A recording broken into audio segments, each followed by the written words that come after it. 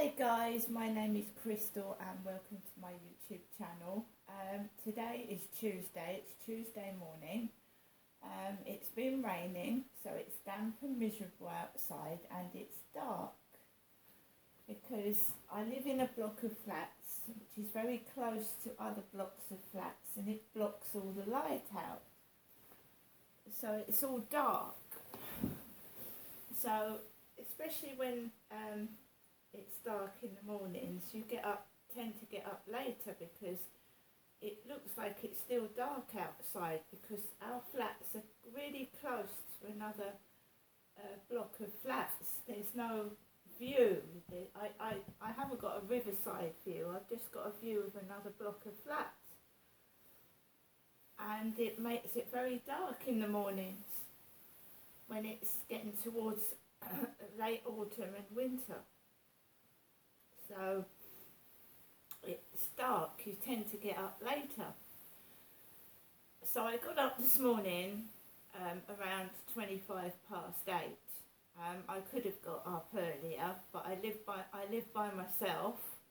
I suffer from a chronic pain disability and I have to take my medication, my painkillers, etc. so they kick in before I go out so that I don't feel so much pain as I do without them. So I got up about 8:25 and I saw to the cats, tidied up where the cats had been, put the kettle on for a cup of coffee, and I sorted Max out, fed Max. There he is, and I start to get ready to obviously take my dog out for a walk. He's a small dog, he doesn't need walking as much as a big dog, he's smaller than my cat. So I drew the blinds up, put the Alexa on, and sometimes I listen to the radio as well, and as soon as I just got up, got ready, my mother rang my mobile phone, my mum.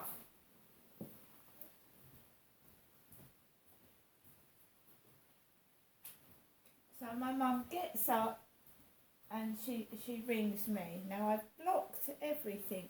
Yesterday, every nuisance WhatsApp message has been blocked yesterday. We know the police don't do anything. They don't do anything at all, they can't be bothered, so I have to deal with everything myself. So I basically get rid of these nuisances myself, don't I? Because the police do absolutely nothing. They do nothing at all.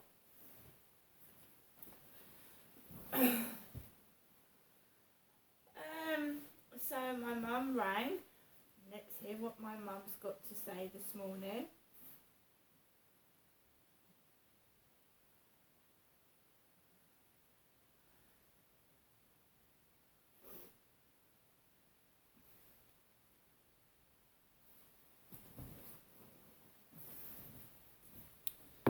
Welcome to your EE voicemail. You have 3 new messages and 4 saved messages. First new message. Received yesterday at 2:22 p.m. Your message will be saved for 7 days. Next new message. Received yesterday at 9:49 p.m. Good evening, Janessa. It's me, your mum, Jennifer, speaking from my landline phone to you, Janessa, wishing you good night and God bless. I'm phoning you a bit later, but I have rung you. Okay, Janessa, bye for now. I'll give you a phone call tomorrow. God bless. To return. Next new message. Received today at 8:34 a.m.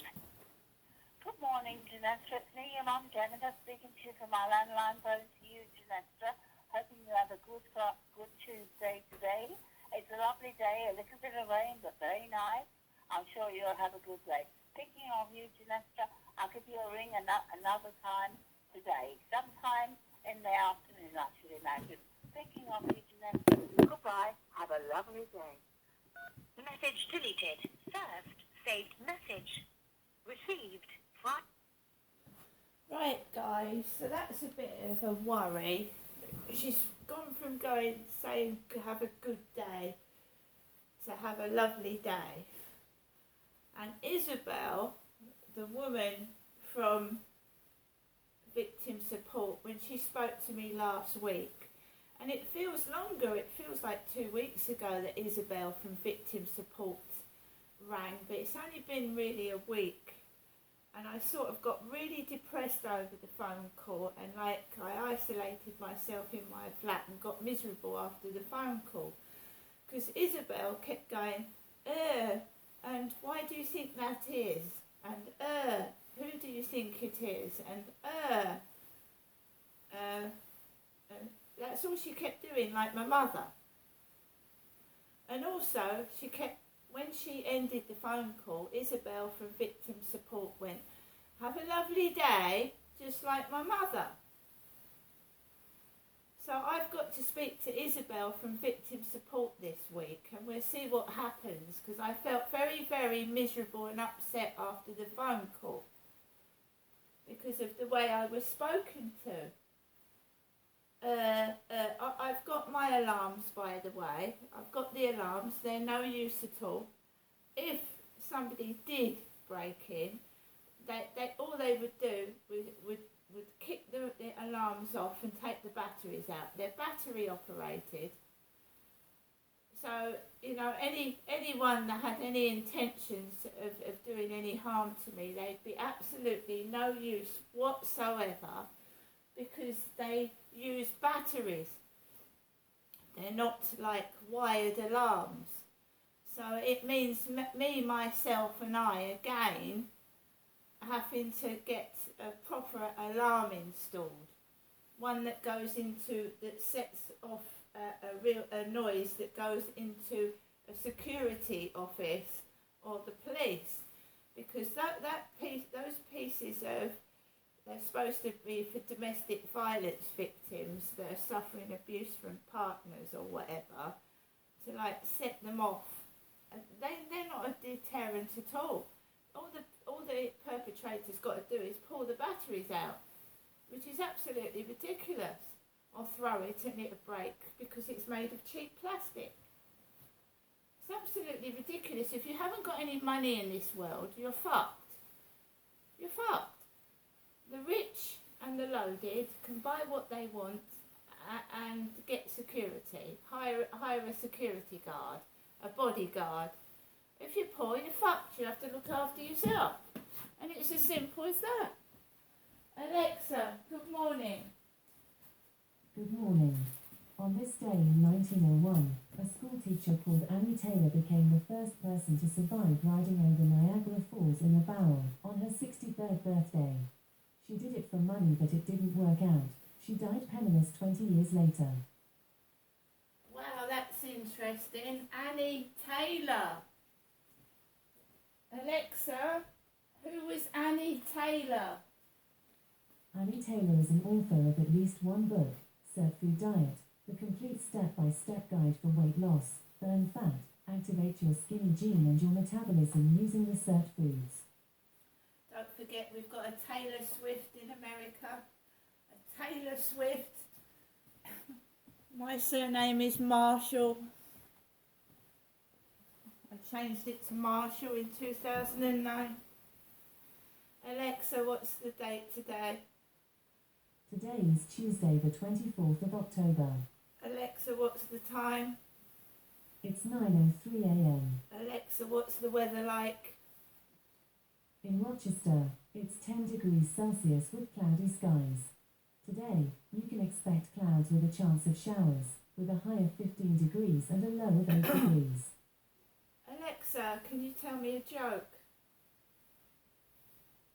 What has 8 wheels and flies? A bin lorry. 8 wheels and flies. Not flies as in flies, but flies as in bzzz. Alexa, whose birthday is it today? Today's famous birthdays include Canadian rapper, singer-songwriter and actor Drake, English Association football player Wayne Rooney, British musician, songwriter, former bassist of the Rolling Stones Bill Wyman, Swedish YouTuber and video game commentator PewDiePie, and American mixed martial arts fighter Sean O'Malley. Alexa, how old is Bill Wyman?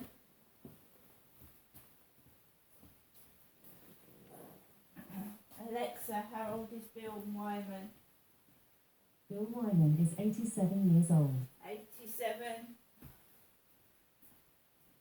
Right guys, so it is a Tuesday. It is a Tuesday morning. I've got no plans to do anything today. I'm still in the same situation as I was yesterday. It's raining, it's damp, it's miserable. Yes, it is probably going to be a lovely day for some people, and I hope they do have a lovely day. It's a time when you just really want to stay indoors and keep warm and under the duvet covers, to be fair. It's low light, low visibility, which makes it miserable. You can't see very well. It makes the day longer, doesn't it? When you haven't got much to do and no one to share it with, it makes the day very long. And I cope with it. I just have my mum call me about 3 or 4 times a day. I don't know what she's trying to do because I don't get cross and angry anymore. And sending dirty photographs to people that, probably it's just stupid. Well, if you can't meet someone, then don't bother. So I'm just not bothering anymore. It's all the same. I've tried to engage in conversation with guys off of Flirt Finder and Facebook dating, and I met a guy off YouTube. Right? We met, it didn't work out. Fair enough, leave things alone. He started talking to me on WhatsApp. He used a profile picture of a dog, and then the messages wouldn't stop. I got messages morning, noon, night, early hours of the morning, and I can't keep texting people all day long. So I stopped it. Then I got contacted on Telegram. Then they went down my Instagram, they went down my Telegram, and they wouldn't leave me alone, so I had to keep blocking them. Even when my dad passed away, a couple of days after my dad passed away, they were on my back, sending pictures of themselves, and I'm not interested. My dad had just died, and this is how evil the person is. He just died, and I'd been sent messages of a sexual nature about 2 days after my dad had passed away. Self-gratifying themselves. Just selfish, isn't it? It's just selfish. Absolutely selfish. Just thinking of exciting themselves. And my dad had just died, and I was dealing with grief.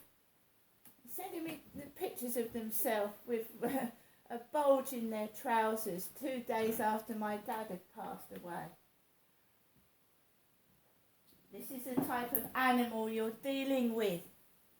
They're insane, they're sick, they need help. Yesterday, they try and frighten me, trying to get me to take my photographs off his Instagram and Facebook. They tell me they're masturbating themselves to my Facebook pictures, masturbating themselves to my dating pictures. It's absolutely filthy and disgusting. But for myself to be called a dog, what do you think that kind of animal is? That actually tries to initiate sex 2 days after my dad's passed away, but not face to face, on bloody WhatsApp. Bloody animal. A disgusting, dirty pig. Who's thinking of themselves. Alexa, LBC Radio. LBC London from Global Player. 99.6% Arab. We've checked various figures. That is a little on the high side. You can get anywhere between 85, well, high 80s, mid 80s to 90%. So I just want to address that. There's a lot of people getting angry wherever we can, particularly at these times. We will seek to put that right. I'm sure Sophie spoke in all belief of those figures. We just want to get that out there. Okay, let's come back to the conversation about sex education. Claire Page is a campaigner in this area. She wants transparency in schools on sex education. Now, she lost a case against the Information Commissioner's Office asking for more details. And the campaign is No Secret Lesson Plans in UK Schools. Claire Page joins me now. Why is this so important to you? Can I call you Claire? Is that okay? Good morning. Of course it is. Hi, Thanks, good morning. Yeah, why is this so important to you, Claire? Yeah, it's important because it's the fundamental of democracy, really.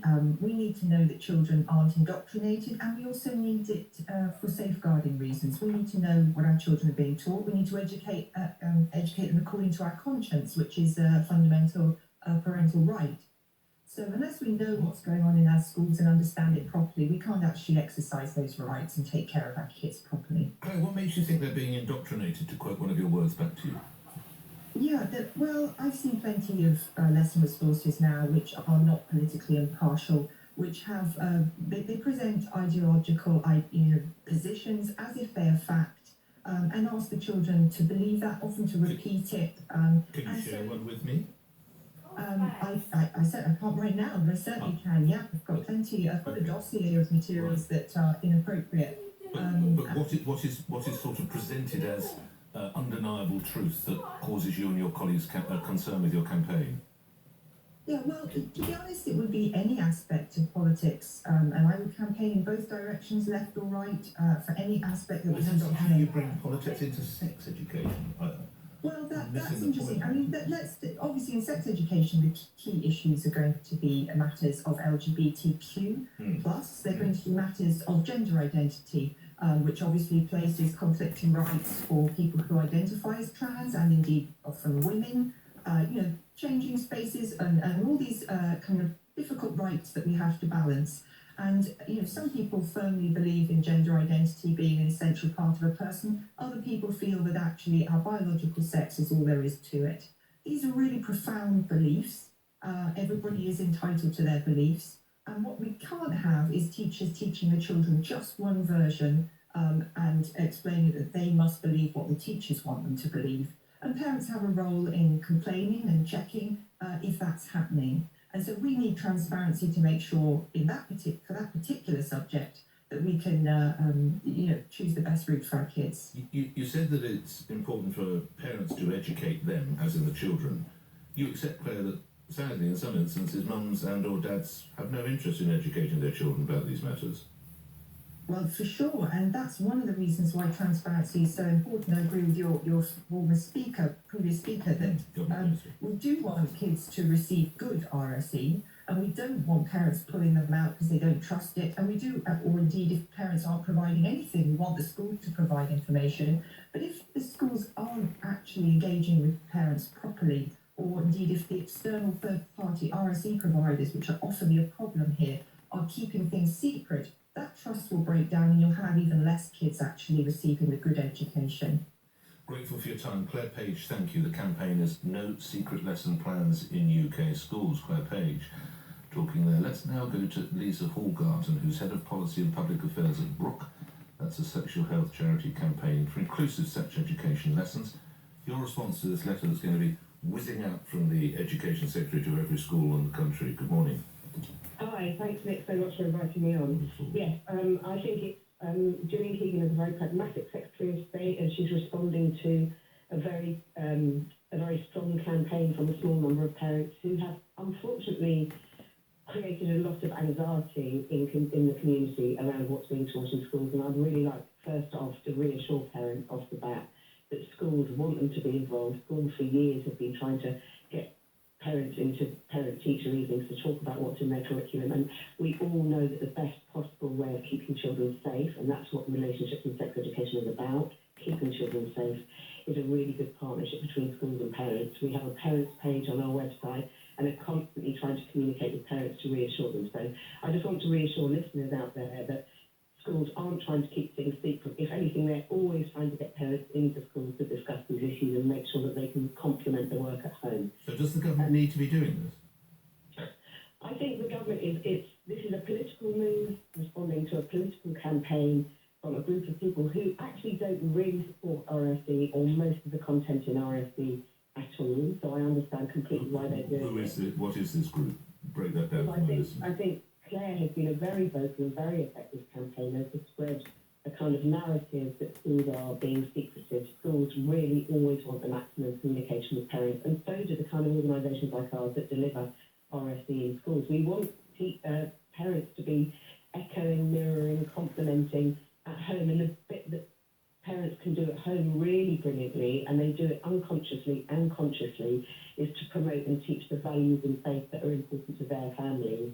And schools then complement that with effective, comprehensive and evidence-based information that maybe parents don't have the language or knowledge to provide at home. What would you say lastly to, and you might have heard me ask the government minister about this, there are groups of parents, sometimes on extreme sides of their respective faiths, whether it be Islam or whether it be ultra-Orthodox Jewish people, who don't believe that is any way the role of the state, and they don't want the state, in the case of the demos in Birmingham, teaching about homosexuality or same-sex relationships. Yeah, and I think the law is very clear that parents can withdraw their children from relationships and sex education. We'd really rather they didn't, because it's Well, do you support that, important public health intervention. When I look at what young people say that their parents do not give them the information that they need at home. So I think it is really important that children get that at school, and I would rather we went all out to get parents to agree to have their children in relationships and sex education lessons. But I understand why the law is there. It means that the vast majority of people whose parents understand the necessity and importance of this work will keep their children in, while a very small number will pull their children out. Lisa Hallgarten, thank you, Head of Policy and Public Affairs at Brook. Have you ever tried to find out what your child or children have been learning in this field of sex education? Is this appropriate? And why have they waited, if it's so important, 13 years? Talk about waiting. Why would you wait until you're 53 to pass your driver's test? I'm very pleased to say, first time passed, age 7, born in, I'm not going to tell you the month, 17 and a half, done, boom, in, with a car. One of the, well, outside of having children, one of the happiest days of my life, the freedom when I got behind the wheel of my Morris 1100. What the hell is that?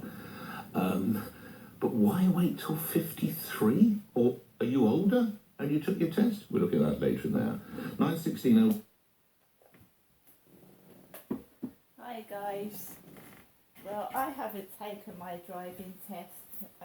I'm 55. I haven't taken my driving test.